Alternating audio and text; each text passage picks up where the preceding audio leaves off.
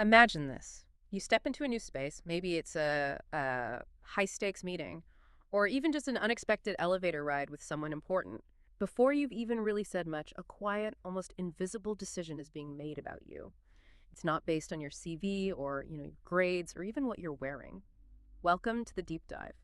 Today, we're really plunging into the deep end of powerful communication, our mission, to unlock the secrets to speaking intelligently. And it's not just about what you say, but maybe even more importantly, how you say it.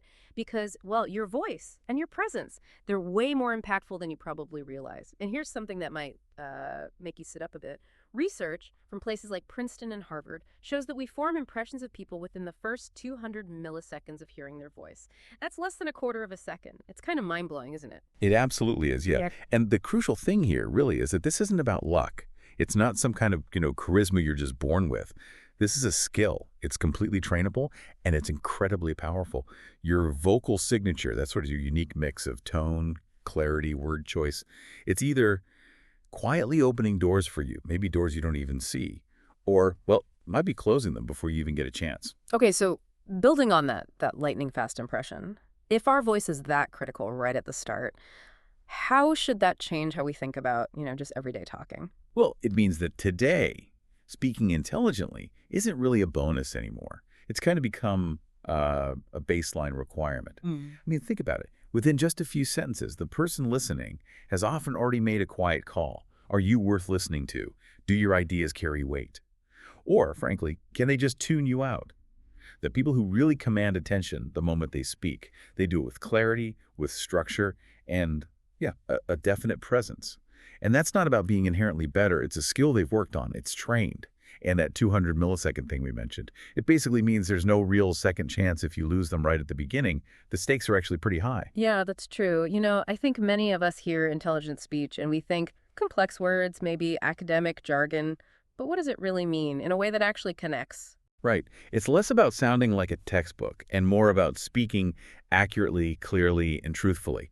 And interestingly, you often don't need to raise your voice or use flashy terms to do it. There's a subtle thing here. The more genuinely confident someone is in their thinking, the less they seem to need to sort of dress it up.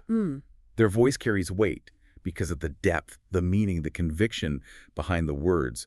It's substance over show, really. Okay, and you mentioned something earlier. The real secret, maybe the practical part, is understanding how the listener's brain actually takes this all in. Exactly, yeah. Neuroscience, especially some work from the University of California, shows us that our brains process language much better when it's delivered with a steady rhythm and with natural ups and downs in pitch.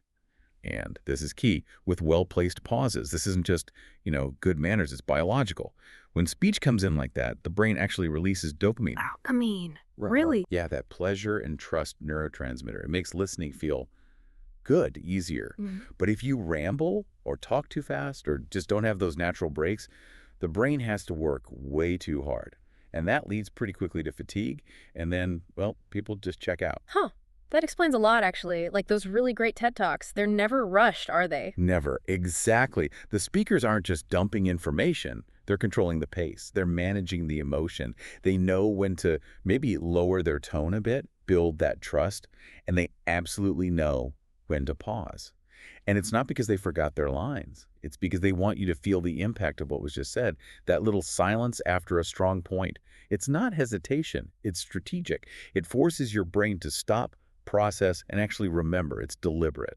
Okay, so the timing, the pauses, that's critical. What about the words themselves and how we say them? How does tone change things so much? Well, tone is like the wrapping paper around your message. Yeah, it gives it all the context. Think about saying, I'm fine, if you say it low and slow. Sounds like you mean it. Right. But say it high and quick. Sounds like you're definitely not fine. Exactly. It screams anxiety. Smart communicators get this. They know how to subtly emphasize certain words to guide the listener's brain where they want it to focus. Is that like that old example? Probably the one. I never said she took the money. Yeah. That's the one. Yeah, emphasize each word differently. I never said it. Never said it. Said she took it, took the money. And you get, what, like 6 or 7 completely different meanings? Just changing the stress on one word totally shifts perception.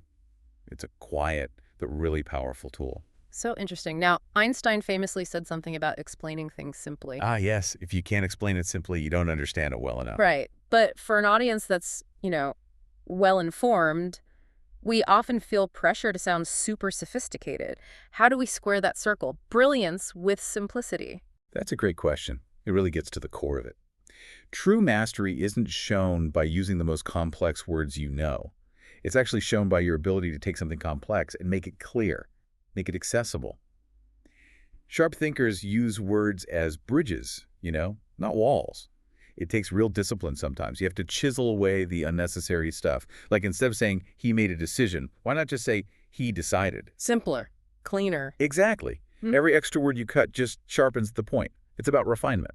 Okay, so we've got clear, simple words. How do we then organize them so they actually stick?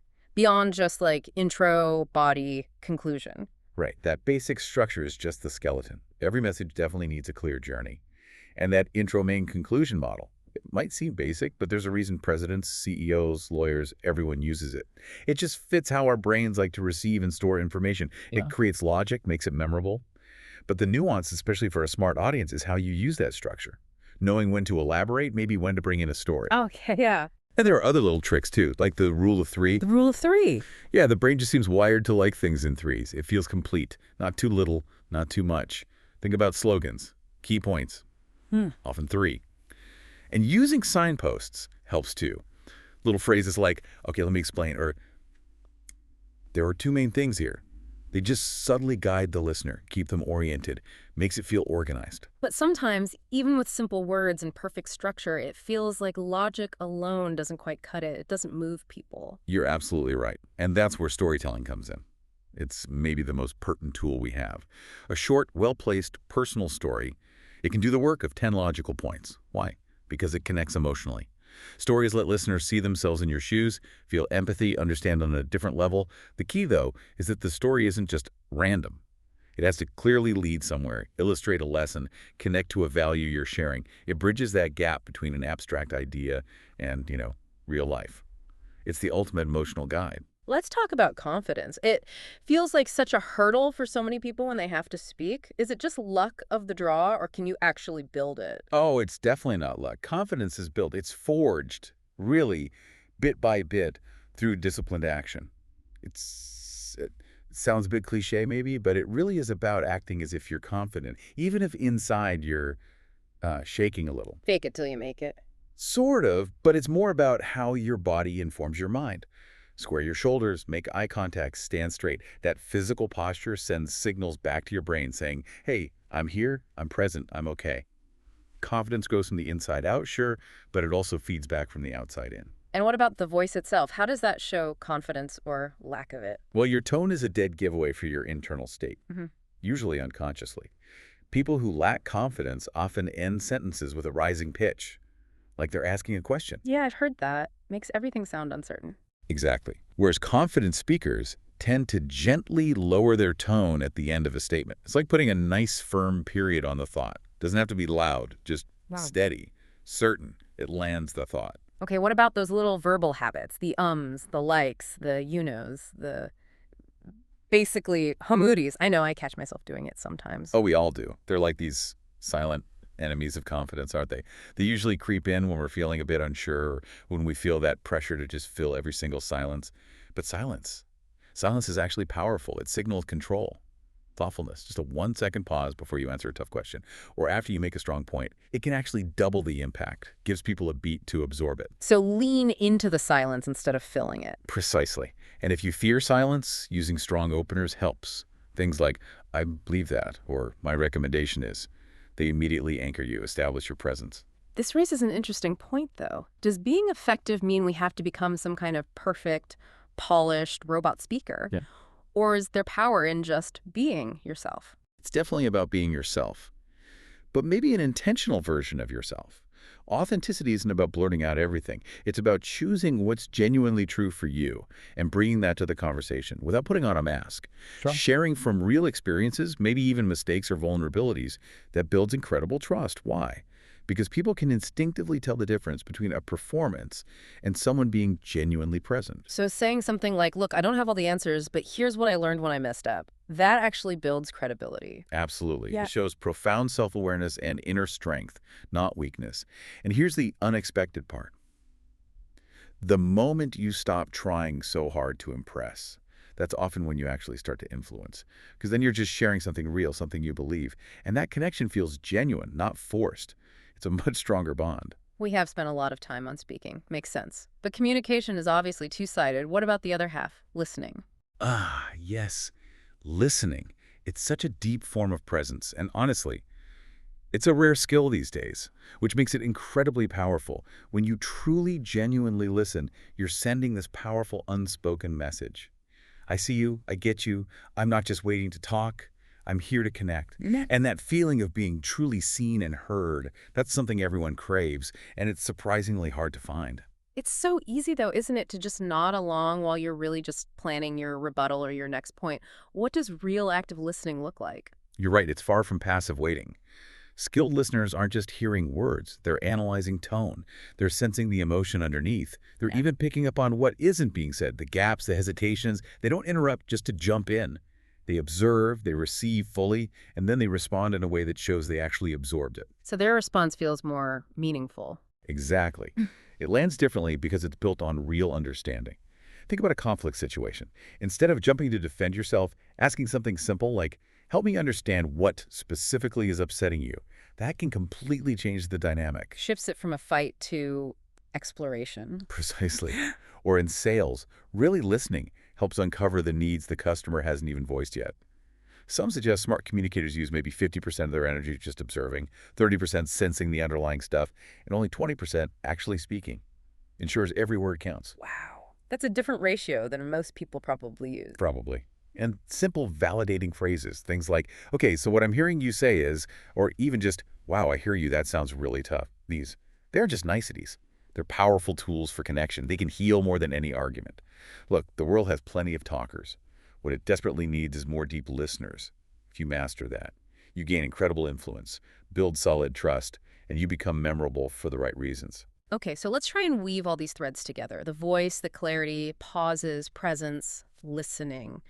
How do they all play out in those really high-stakes moments? You know, the big job interview, the critical presentation, maybe a difficult conversation at home or work? Right. Those high-pressure moments, Mhm. they really reveal what's underneath, don't they? And composure in those situations, it's almost never luck. It's the direct result of preparation, Mhm. deep preparation. There's a saying, right? In stress, you don't rise to the occasion. You fall to your level of training, your level of preparation. That's sobering. It is. But it's also empowering because preparation is something you can control. So before any big conversation, maybe define your three anchors. One, what absolutely must they understand? Two, how do I want them to feel? And three, what's the specific outcome I'm aiming for? And visualization helps too. Actually picturing yourself handling it calmly, clearly, successfully, it primes your brain. And in the moment itself, if things get heated. Slow down. Intentionally slow down your speaking rate. Speed is the enemy of poise. It makes you seem flustered, even if you're not. And if someone gets aggressive, don't immediately push back harder. Pause. Then ask a clarifying question. Something like, I can see this is really important to you. What's the core issue for you right now? A single question like that can just shift the whole energy. It moves from attack, defend into dialogue. So it sounds like real persuasion, real influence isn't about pushing or controlling people. It's more like guiding. Exactly that. Influence, at its most ethical and effective, is about helping people shift their own perspective voluntarily without feeling pushed or manipulated. It starts with making them feel genuinely heard. Then you connect both logic and emotion. You might say something like, I used to see it that way too, and then I encountered this. That builds a bridge. Using open-ended questions that get them thinking, centered on their perspective, like, what possibilities do you see here? Or how might that work from your point of view? So it's built on respect. Absolutely. Respect, not fear. True influence doesn't try to shut down other views. It actually invites them into the conversation. Sometimes the most influential thing you can do is gently frame a question or just use an intentional pause rather than launch into a 10-minute argument. When you step back a bit, instead of constantly pushing, you create space. And often, that's the space people need to step forward themselves. That's sustainable persuasion. This has been so insightful, but it feels like this isn't just a set of techniques we pull out for a big speech, is it? It sounds more fundamental. It absolutely is. It's not a performance you turn on and off. Smart communication, truly effective communication, becomes a lifestyle. It's a continuous expression of your inner state, your your presence, your tone, how you hold yourself, your breath, your word choices, where you focus. It all reflects who you are inside. It flows from inner clarity, from having a sense of purpose, maybe even from basic kindness. You practice it in the smallest moments. How you say thank you, how you apologize, how you respond when someone misunderstands you, how you choose silence sometimes.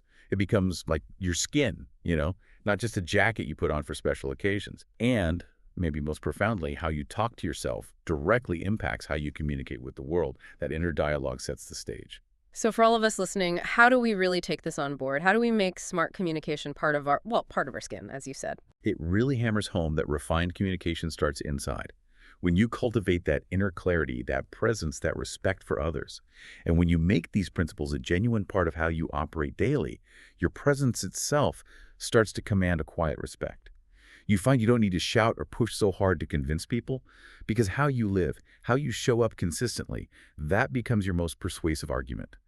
Ultimately, you won't just be remembered for your accomplishments, but for how you made people feel, and that lasting impact. It comes not just from polished words, but from the authenticity and intention you live out behind them, day in and day out, in everything you do. Wow. What an incredible deep dive into the power we unlock when we really master communication.